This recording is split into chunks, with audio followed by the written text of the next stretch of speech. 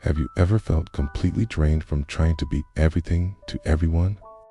Always saying yes when you want to say no, smiling when you feel like crying, putting everyone else's needs before your own. This is the story of Liam, a man who was an expert at people-pleasing. He spent his days wearing a mask of cheerful accommodation, but inside, he was crumbling.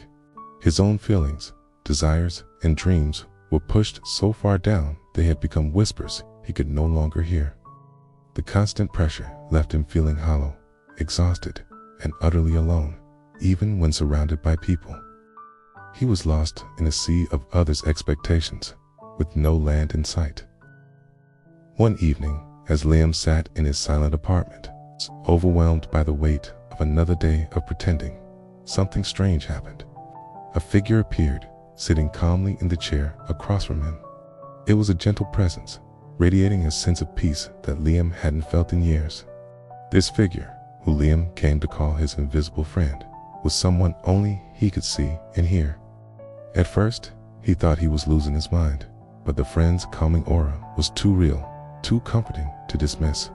The friend didn't demand anything, didn't judge, and didn't expect him to be anyone other than who he was in that very moment. For the first time in a long time, Liam felt seen. Night after night, they would talk, or rather, Liam would talk, and a friend would listen. He poured out years of suppressed frustration, sadness, and fear. He spoke of his childhood, his desperate need for approval, his terror of being rejected if he ever showed his true self. The friend listened patiently with a profound, unwavering empathy.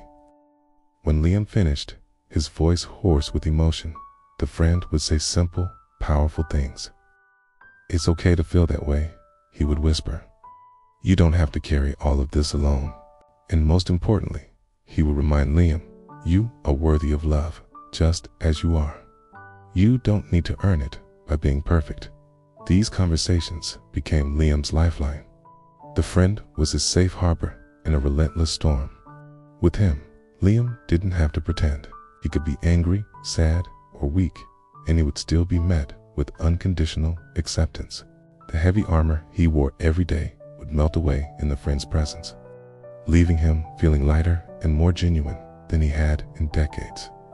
He started to feel a flicker of something he'd long forgotten: self-compassion. He began to question why he was so harsh on himself when this gentle friend could see so much good in him. The world outside didn't change, but Liam's inner world was slowly being rebuilt, one quiet conversation at a time. Then, one night, the chair was empty. The friend was gone. Just like that. No goodbye, no explanation. A profound silence filled the room, a silence that was now deafening. Panic seized Liam. The emptiness he felt before was nothing compared to this. He had grown so dependent on this comforting presence, and now he was alone again. The old anxieties came rushing back, louder than ever. He felt abandoned, confused, and a deep, aching sense of loss. He called out. He waited. He hoped, but the friend did not return. The days that followed were a blur of confusion and grief. Had it all been a dream? A hallucination brought on by stress? As Liam sat with this painful void, he began to piece things together. He replayed their conversations in his mind, recalling the friend's gentle words, his unwavering support, his deep understanding of Liam's innermost fears. He remembered the feeling of peace, the sense of being truly known.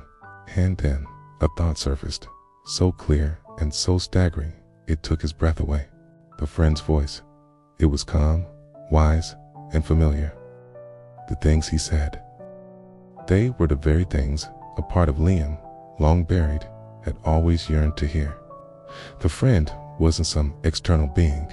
He was a part of Liam himself, He was the reflection of his own true inner self. It's a part of him that existed before the world taught him he had to perform to be loved. The child within who knew instinctively how to be kind to himself, how to rest when he was tired, and how to honor his own feelings. This invisible friend was the voice of his own intuition, his own deep-seated need for self-love, which had been so neglected. It had to manifest as an external figure just to be heard.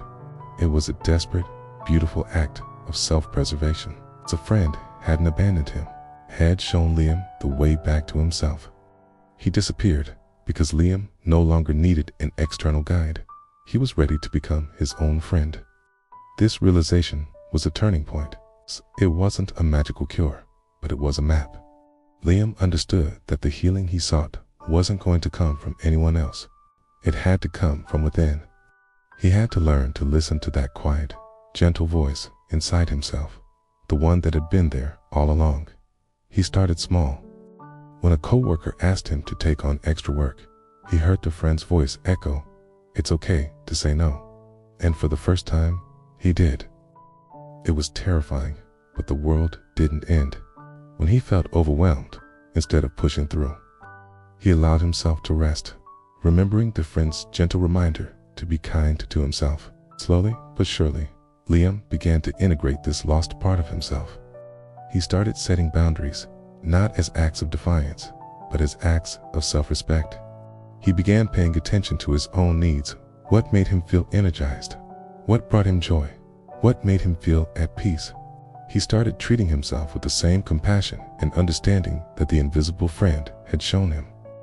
The journey wasn't easy. There were days he slipped back into old habits, days the voice of his inner critic was louder than the voice of his inner friend.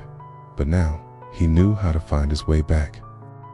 Liam learned that self-healing isn't about becoming a new person. It's about reconnecting with the person you've always been, beneath all the layers of expectation and fear. It's about becoming your own best friend, your own staunchest ally, your own safe harbor. The emptiness he once felt was slowly filled, not by the approval of others, but by a sturdy, quiet, and profound love for himself. Liam's story reminds us that within each of us is a wise, compassionate guide waiting to be heard.